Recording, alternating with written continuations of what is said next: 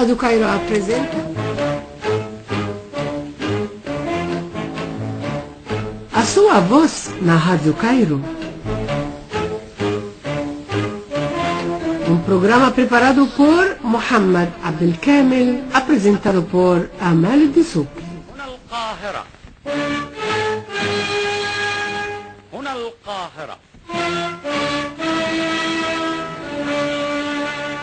Olá, caros ouvintes, muito boa noite e bem-vindos a esta nova edição do seu programa semanal Sua Voz na Rádio Cairo. Em 20 de novembro de cada ano, o mundo comemora o Dia Mundial da Criança. Desejamos feliz Dia Mundial da Criança para todas as crianças de todo o mundo. Hoje, o Serviço Internacional da Radiodifusora da República Árabe do Egito tem a maior honra de participar na celebração desta data comemorativa. E hoje vamos ouvir ilustres nomes na área da literatura lusófona infantil. Vamos ouvir a grande poeta santomense Olinda Beja, a escritora portuguesa Margarida Pereira Müller e a professora brasileira Nayagra Cruz. Ao início, damos as boas-vindas para nossas queridas amigas da Rádio Cairo e lhes desejamos toda a prosperidade e toda a saúde e lhe agradecemos muito pelas suas entrevistas. Vamos ouvir.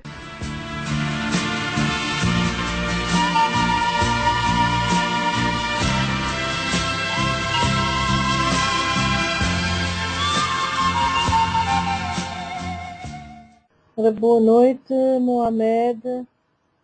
Como está? Estou a responder às suas perguntas, visto que hoje é o dia da literatura infantil e é com muito prazer que eu respondo às curiosidades que quer que eu satisfaça.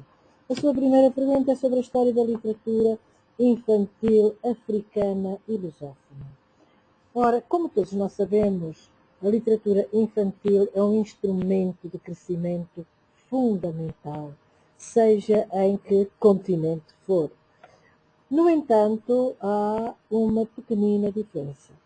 Porque, por exemplo, a literatura infantil africana e também dos PALOP, dos países africanos de língua oficial portuguesa, são literaturas que não eram, porque muitas vezes não se dá o devido valor àquilo que ensina as primeiras letras, aquilo que conta as primeiras histórias, aquelas que a criança vai reter durante toda a sua vida. E isso é algo que a criança ficará no seu coração, ela vai guardar, digamos assim, aquilo que ouviu, porque uma história que se conta, é uma pérola que se deita a uma criança, a um jovem, a um pequenino, e sabemos que aquilo vai continuar sempre pela sua vida fora. Portanto, a história da literatura infantil e africana lusófona conjugam-se. Estão ambas no mesmo paralelo, com mundos diferentes, com histórias diferentes, mas o papel é exatamente o mesmo. Até o momento atual, isto para responder à sua segunda pergunta, eu tenho 4 obras para crianças e jovens. A primeira, Um Grão de Café, surgiu de uma forma muito engraçada, porque eu nunca tinha escrito para crianças. Lá está, o meu universo foi sempre, e será, e continuará a ser, a poesia, mas veja que neste momento eu até estou a pensar em escrever um livro de poesia para crianças, porque acho que é algo maravilhoso. Mas surgiu porque eu fui dar aulas para a Suíça e há uma criança que tem um irmão no 10º ano e que estava a ler um conto meu, e eu tinha o irmão dessa criança no 2º ano. E então um dia o menino chegou e disse, até o momento atual, isto para responder à sua segunda pergunta, eu tenho 4 obras para crianças e jovens. A primeira, Um Grão de Café, surgiu de uma forma muito engraçada, porque eu nunca tinha escrito para crianças. Lá está, o meu universo foi sempre, e será, e continuará a ser, a poesia, mas veja que neste momento eu até estou a pensar em escrever um livro de poesia para, para crianças, porque acho que é algo maravilhoso. Mas surgiu porque eu fui dar aulas para a Suíça e há uma criança que tem um irmão no 10º ano e estava a ler um conto meu e eu tinha o irmão dessa criança no 2º ano. E então um dia o menino chegou e disse, ora, como eu estava a dizer, eu tenho 4 livros para crianças infantis, portanto, literatura infantil.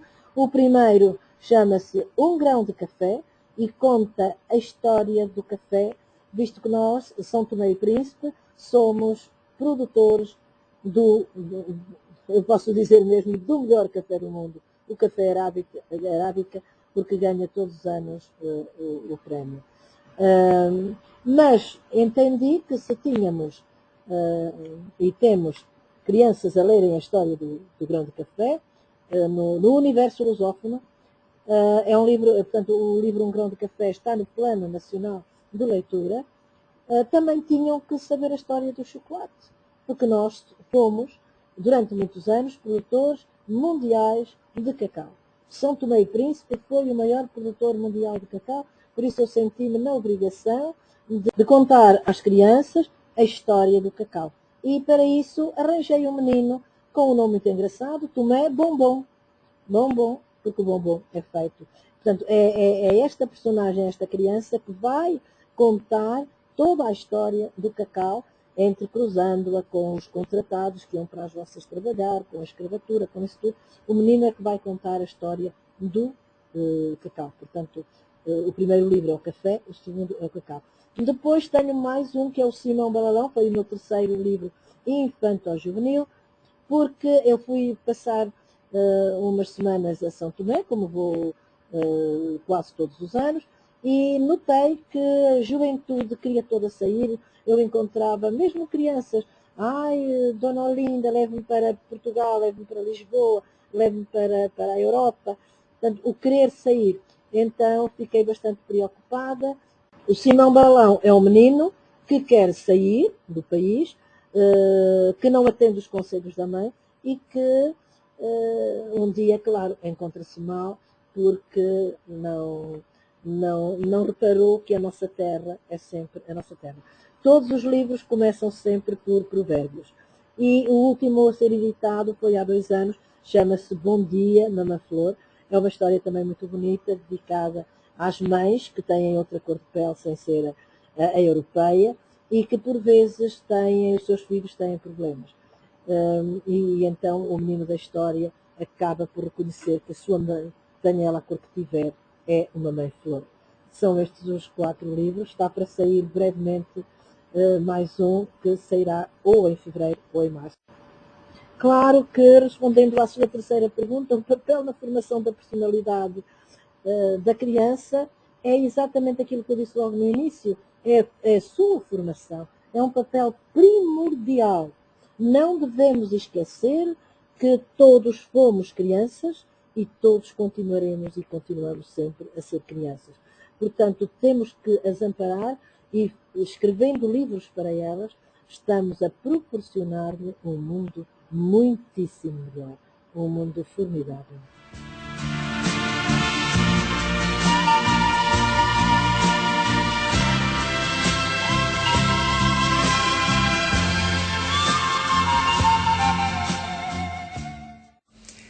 Que mensagem poderei eu ter neste dia? Que as guerras acabem, que os conflitos se resolvam, para que as crianças possam crescer em paz e em segurança. As lendas são a história residual associada à natureza, à memória dos lugares, às superstições, à justificação das tradições que perduram e resistem através dos tempos. São narrativas da oralidade à escrita, elas dão consistência e estrutura às situações e fixam a leitura do imaginário. As minhas filhas mais velhas nasceram na Alemanha. Eu queria que elas crescessem bilíngues. Sentia-se uma grande necessidade de lhes contar histórias em português, pois era a única forma delas ficarem envolvidas pela língua portuguesa. Somos uma família bilíngue e na altura vivíamos num meio totalmente alemão, praticamente sem contactos com falantes do português. Se nos reduzíssemos a diálogos cotidianos, as nossas filhas não teriam a oportunidade de aumentar o seu vocabulário da sua verdadeira língua materna. Isto é uma graça, porque sempre dissemos que o português era a língua materna delas e o alemão era a língua paterna. Para além das necessidades puramente linguísticas, os contos e as lendas têm uma grande função pedagógica. A leitura ou o ato de contar histórias a crianças muito pequenas proporciona momentos únicos de intimidade. Com os filhos ao colo, ao nosso lado no sofá ou na cama, estabelece uma cumplicidade única entre pais e filhos. São momentos de grande afeto que perduram para todo o sempre. Os livros ficarão assim, para estas crianças, ligados à afetividade e ao prazer. E assim estamos igualmente a incentivar o prazer da leitura. Por outro lado, os contos e as lendas fazem-nos viver no maravilhoso, mostram-nos uma segunda realidade da vida. Têm ingredientes essenciais às necessidades emocionais da vida infantil. Fortalecem a vida interior das crianças, pois identificam, simbolizam e verbalizam medos e vivências, permitindo controlá-los e desarmá-los. Nós sabemos que as lendas não apresentam soluções de mão beijada. A sua função é somente de, subconscientemente, dar dicas para soluções possíveis. Automatizar questões essenciais como os medos, a autonomia e a independência, afetos e separação, traição e confiança, sorte e azar, o bom e o mau, as crianças ficam a saber que há diferentes modos de solucionar problemas. Além disso, aprendem o que se passou anteriormente. Cada cultura desenvolve-se a partir da cultura das gerações anteriores. E esse saber acumulado é uma mais-valia que tem que ser passada de geração em geração.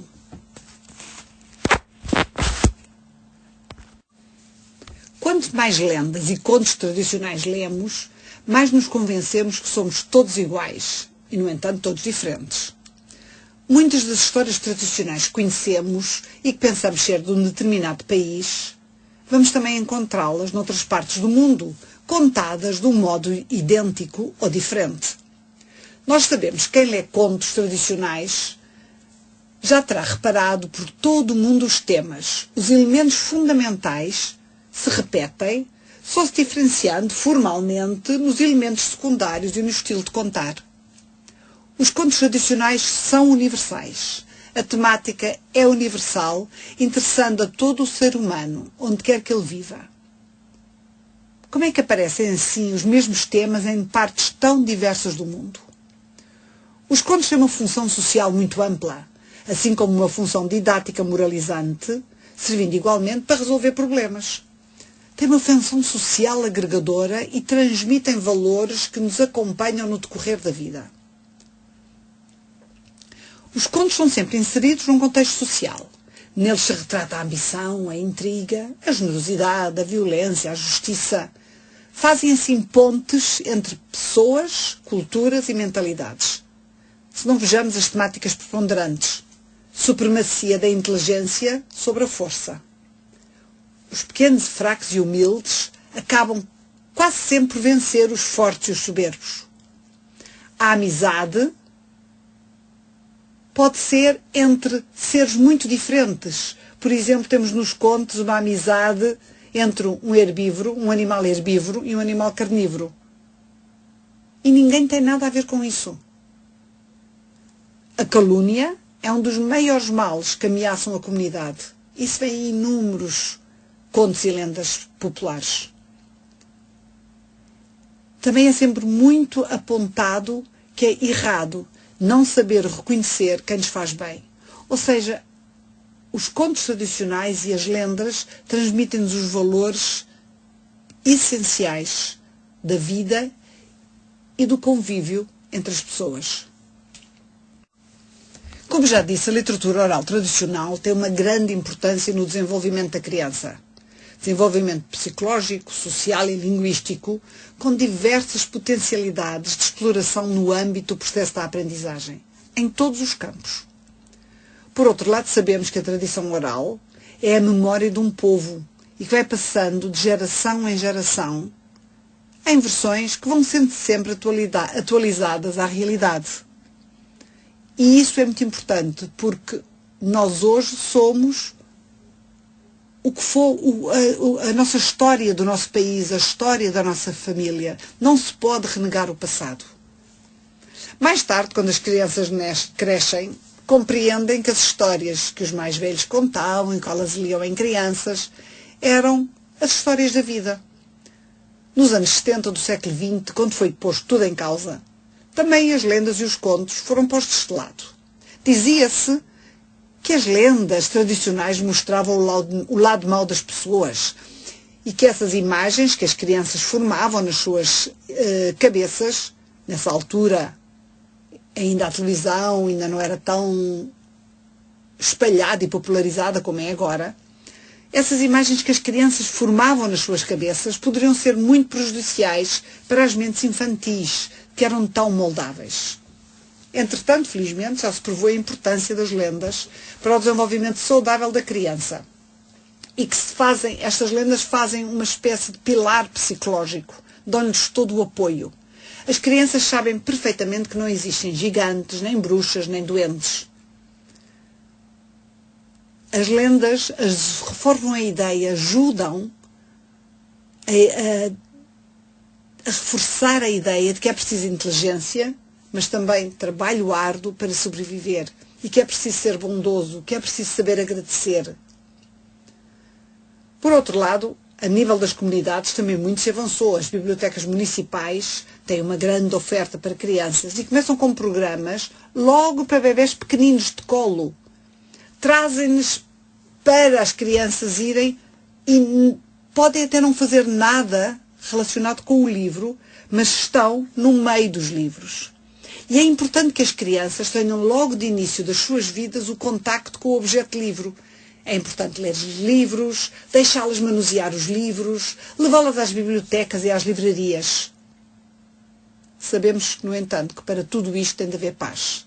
Em regiões em guerra e no meio de conflitos, infelizmente, as crianças são sempre as mais afetadas. Perdem as suas infâncias despreocupadas e felizes. Mas também aqui os livros têm uma função ainda mais importante. Servir-lhes de porto de abrigo, dar-lhes o conforto de que tanto necessitam.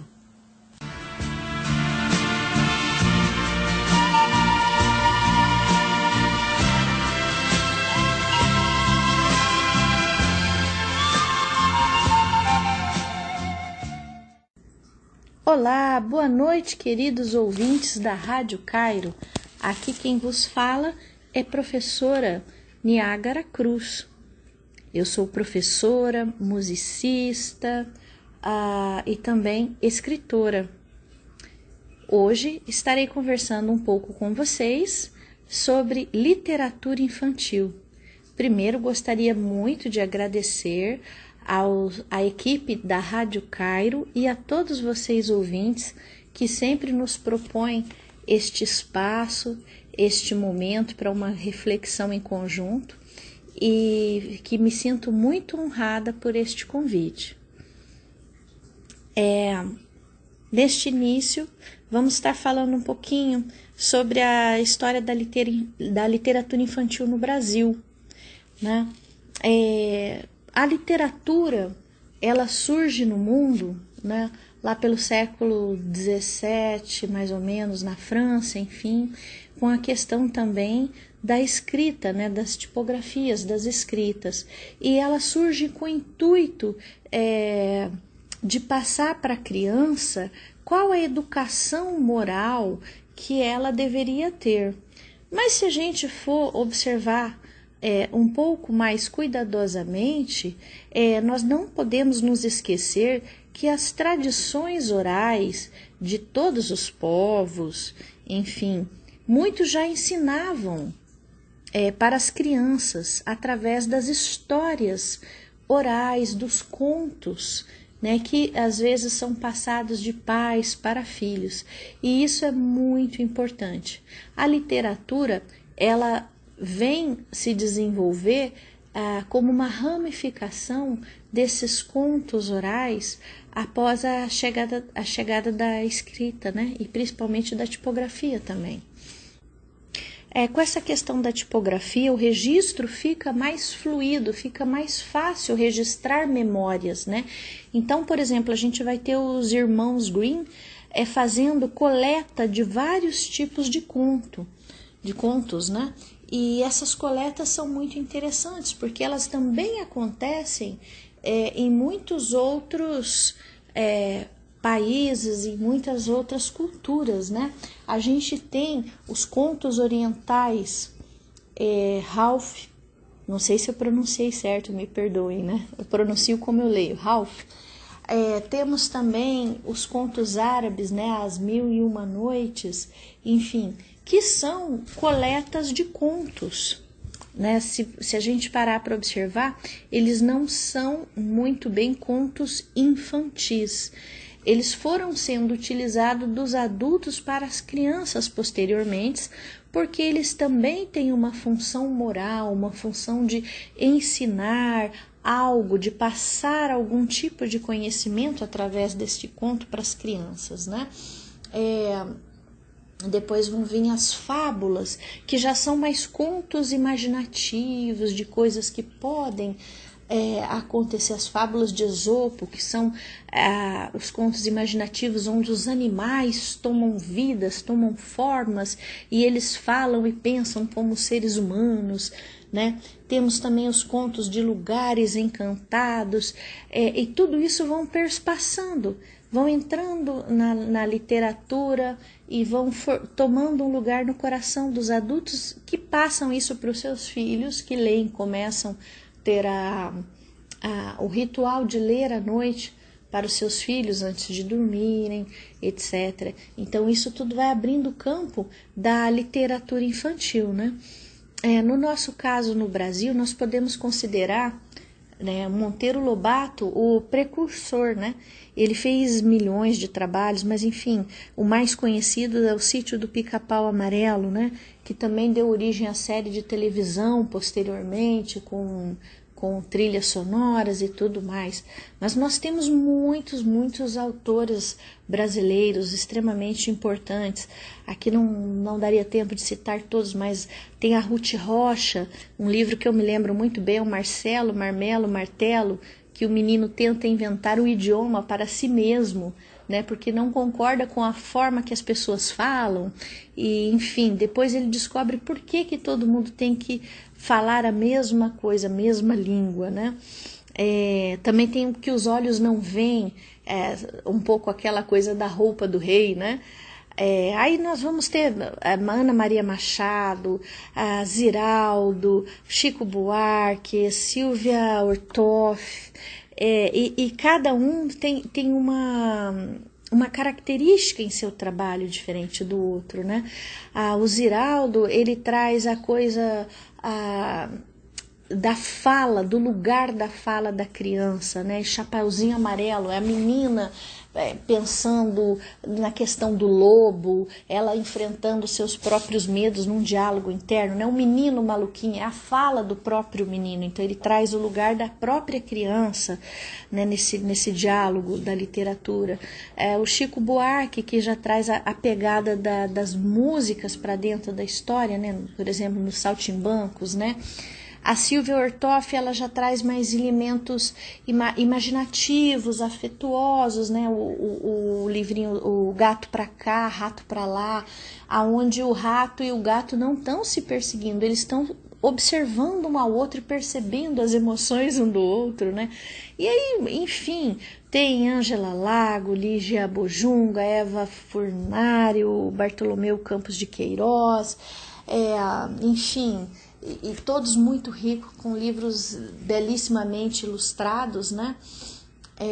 E aí nós temos também uma nova geração com livros que trazem essa reflexão da criança. E aí vou puxar um pouquinho para o meu lado na questão da música, né? Temos aí o professor Carlos Cater, que traz, por exemplo, o livro Era Uma Vez uma pessoa que ouvia muito bem, onde ele vai discorrer história com os animais, com os sons, as trilhas, enfim, tudo muito rico musicalmente, né? Tem também um livro da Simone City que eu gosto muito, Pedro e o Choro, que tem a direção musical do professor Roberto Ignatali, né? Que traz a história, né? De um menino e sobre o choro brasileiro, sobre a música brasileira, então é bastante interessante. Enfim, temos aí uma série de vertentes que vai fazer com que a literatura brasileira seja extremamente rica e seja muito respeitada muito afora. Então me sinto muito honrada quando os nobres irmãos árabes, egípcios, enfim, me fazem esse convite para estar aqui trocando, né, um pouquinho deste conhecimento, né, trocando porque eu também aprendo muito com vocês, óbvio, e está incluída no hall de vocês também como uma escritora. Eu estou fazendo o meu terceiro livro, né, está sendo lançado agora. O meu primeiro livro foi O Jardim dos Sentidos. É a história de uma menina que estava entediada em casa e resolve ir para a rua. E no meio de prédios e tudo, ela acha uma pequenina casa que tinha um jardim. Então ela entra e aí a história acontece. O segundo livro que eu lancei aí na Faculdade de Assuã, né, num belíssimo projeto, né, junto com o professor Majed El-Jebali, e fui muito bem recebida, fiquei muito feliz de poder lançar esse livro junto com vocês, que foi o Lua de Couro. Lua de Couro, eu tive uma inspiração muito forte na questão nordestina, na questão dos desertos, né? E não só o deserto físico, como os desertos da alma. É um rapaz que se encontra perdido em um lugar árido, no deserto, e ele não sabe onde ele está sem memória. Então a história começa aí, né? Como ele vai se encontrar, né? Enfim. E o terceiro livro que eu estou lançando agora é o Dente de Leite. Dente de Leite me veio através da inspiração de uma música que eu compus, que é um hino infantil do futebol para as crianças pequeninas, porque o futebol é uma paixão nacional brasileira. Sendo uma paixão nacional brasileira, existem as escolas de futebol que começam desde muito pequenininhos. Eles começam, então você tem as categorias, o fraldinha, né? Aí depois passa para o dente de leite, depois vai sub-5, enfim, sub-7, aí vai subindo as categorias até chegar ao sub-20, se eu não me engano. E aí depois passa júnior, enfim, e aí vai para o futebol adulto. Então, nessas categorias, eu percebi que não tem hino para as crianças. E seria super importante, porque o hino é um estilo de música que faz se representar um grupo que tem um intuito em comum, né? No caso das crianças, a paixão pelo futebol. Então, eu procurei escrever todos os meus livros com o áudio, né? Eu tive essa preocupação de escrever e gravar o áudio e também gravar trilhas musicais que pudessem auxiliar nesse processo da imaginação, né? A literatura, ela auxilia muito no aprendizado da leitura da criança, na concentração, na imaginação, na criatividade, e tudo isso somado faz com que a criança possa viajar sem sair do espaço físico onde ela está, né? Através dos seus próprios pensamentos que vão sendo levados pelo conto, pela literatura, pelo que o autor está narrando no momento. No caso, um áudio e trilhas sonoras vão reforçar essa viagem, né? e também auxiliam justo crianças que possam ter dificuldades na alfabetização, não está conseguindo ainda ler perfeitamente, então elas podem ouvir, treinar sua dicção através do que estão ouvindo, ou entender melhor o que está escrito, né, através de um áudio. Também a inclusão das crianças com deficiência visual, que às vezes não é sempre que a gente vai conseguir uma tradução em braille, ou nem sempre vai estar disponível para a criança, mas ela pode ouvir, né, um pouco como um audiobook, e ela vai poder também perceber a história, que é o mais importante, a gente poder acessar os conhecimentos, né?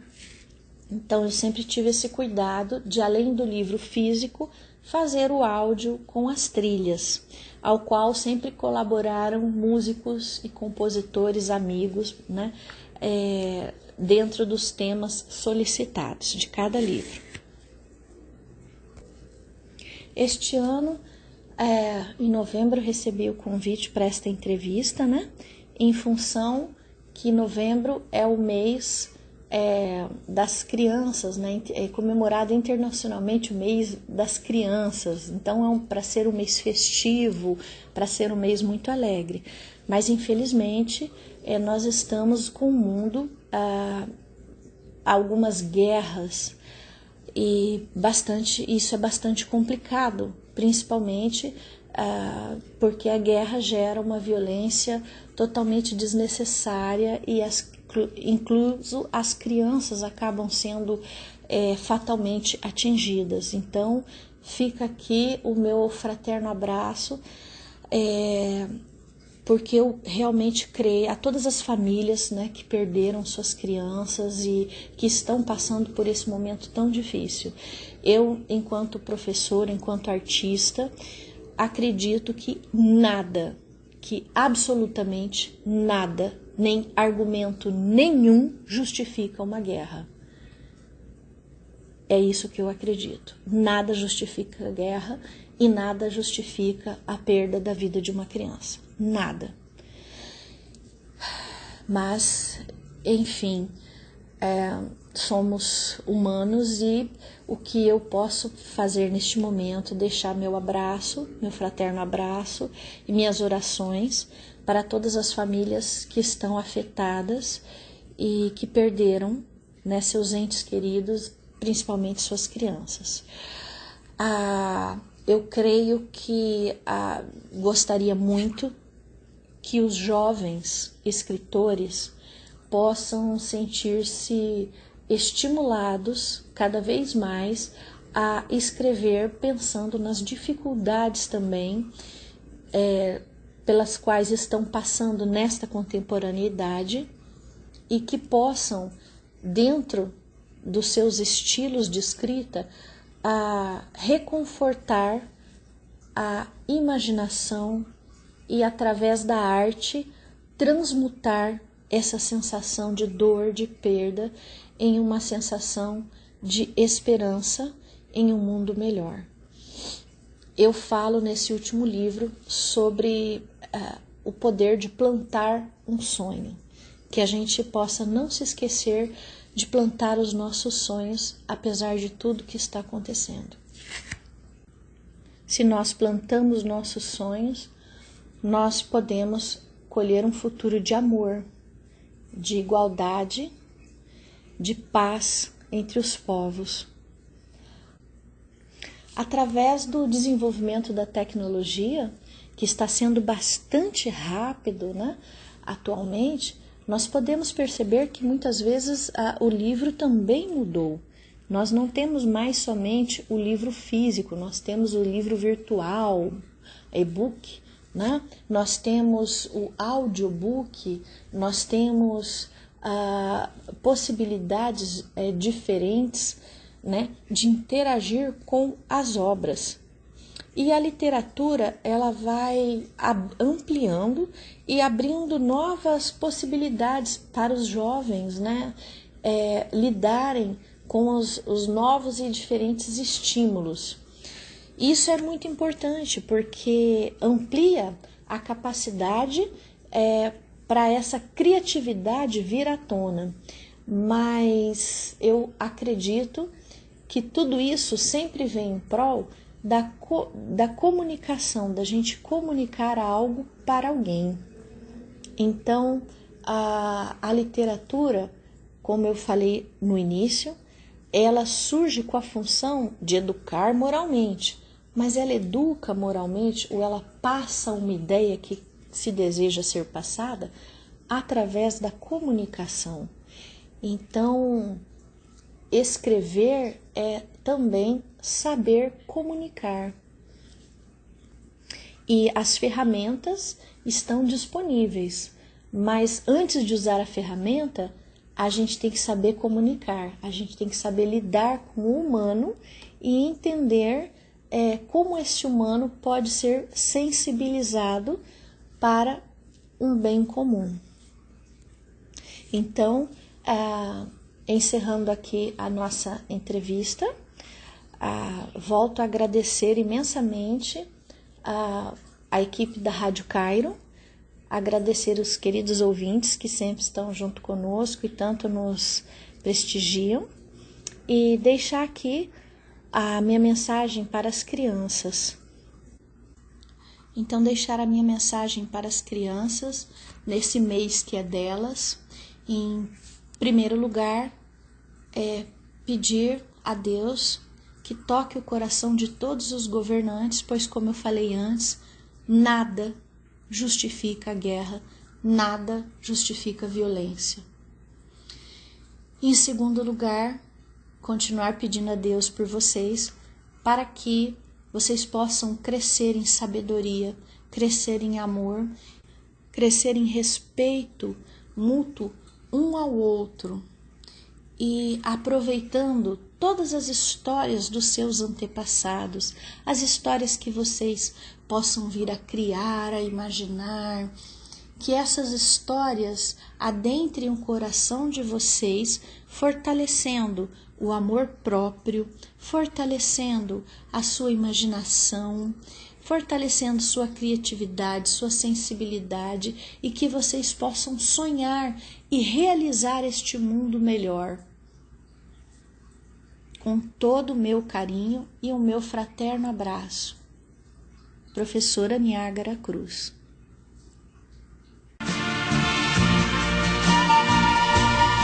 Muito obrigada a nossa querida amiga professora brasileira Niágara Cruz, e agradecemos muito as nossas queridas figuras palestrantes por suas palavras, e parabenizamos todas as crianças do mundo nesta data comemorativa, desejando toda a paz para as crianças da Palestina. E assim chegamos ao fim deste programa. Sua voz na Rádio Cairo. Agradecemos muito pela vossa atenção dispensada. Estiveram com vocês na locução Amel